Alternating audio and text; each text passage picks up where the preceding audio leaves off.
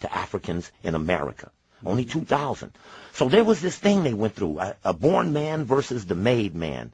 The born man, the king and the queens of Europe, had to deputize people to colonize the lands, the Columbuses and the Cecil Rhodeses who went to Africa. They weren't the aristocracy, but they fought to be gladiators and colonists and explorers. The Lewis and Clark, who were masons. These men used the societies to advance the wishes of the ruling class, and they set up a system, a circle within a circle, within another circle. Each circle protected the circle within it. So when you look to that Boule logo, you see there's an urn. There's an animal with the wing of the bird, the tail of a lion, and it's got an urn, and it's got its paw over the urn, and it says in the history book number 2 by Hobart Jarrett that in the urn are the names of the people who are chosen to lead the state, which suggests that part of the society function is not to make known who the people of power and authority are. And one of their most serious indictments to this society is what they were used to do against Marcus Garvey. Could you explain that, please? Marcus Garvey, who began to surge for Africa, the Negro was breaking free, doesn't have a good reason to get with the white American establishment. You're right, you're right. They don't have a good reason. They're not getting paid. They just built the country, got set free, didn't get the 40 acres and the mule, Right. got reconstructed when they began to move into the southern houses and the Senate. They got reconstructed and knocked back. So there's disarray in our community. And this is before the industrial cities of Chicago and others began to have steel and what do you call it, the stock markets. These are cattle, not bonds, where people began to work, and the South fled to the North to work in those factories. And Robert Abbott, who was a Boule man from Chicago defender, who it was a period when all the black editors were brought into Washington and told that they would have cracked down on Marcus Garvey, and their newspapers were not to be used. The Pittsburgh Courier, Chicago Defender, the Afro-American in Baltimore and Washington. All of these are Boule families, the advisors to the king, this group. So when Marcus Garvey came, whites began to think that maybe assimilation is better. Maybe we can escalate. Let's not let these go. Maybe they don't seem too pissed off about all of this. Maybe they'll forgive these things we did to their ancestors, and maybe we can trick them, have a little, want some more. So as Garvey began to move, they began to see that a Harlem Renaissance could have been necessary, that they could then attract Africans in America into literature and science and the arts and poetry.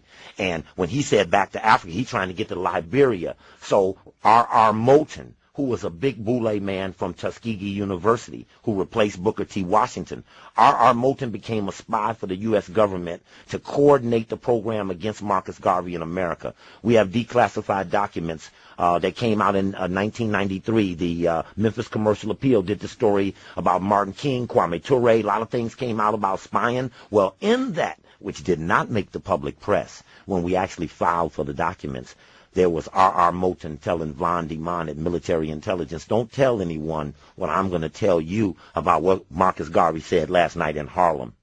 You know, and the letters marked confidential. And, of course, eventually R.R. Moulton, who went to Liberia, was given $5 million to form a committee to keep Marcus Garvey out of Liberia. He never made it. He wanted to get there bad. They put $5 million in 1919, man. This is 50 million, 100 million today. Inconceivable. And they rewarded R.R. Moulton for trying to undermine Marcus Garvey. He got the first, check this deep, he got the first black veterans hospital in the United States at Tuskegee. And then what did they give him for reward? Syphilis.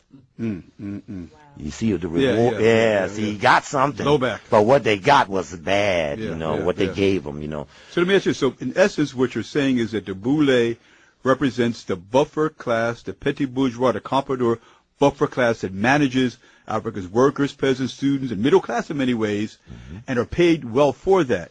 And they receive their direct orders from the European capitalist class. Yes, if you were to look to today, where Boule members like Vernon Jordan, who is managing director of Goldman Sachs, he took Bill Clinton to his first Bilderberger meeting in 1971. The black man took the white man from Arkansas to the big international meeting. Vernon Jordan, former head of the Urban League, who groomed Ron Brown, who then went on to become Secretary of Commerce, killed in a plane crash, murdered, because Boule are considered domestic.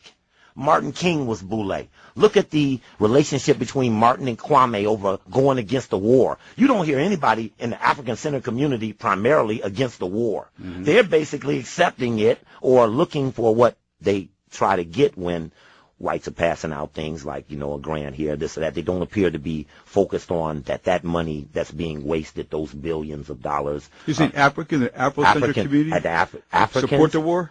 They are not. No. I'm just saying they are not pushing against the war. Yeah. Same way Martin King, I understand what you're saying. when April 4th of you're 67, right. You're right. 1 year before he was killed to the day, when he came out of Riverside Church with Kwame in a shirt and tie in the front row, waiting to hear, because he called and said, you got to hear this. He comes out against the war. Boule men are told to be domestic, not international. Mickey Leland was Sigma Pi Phi. He tried to stop a starvation going on in Ethiopia, Somalia.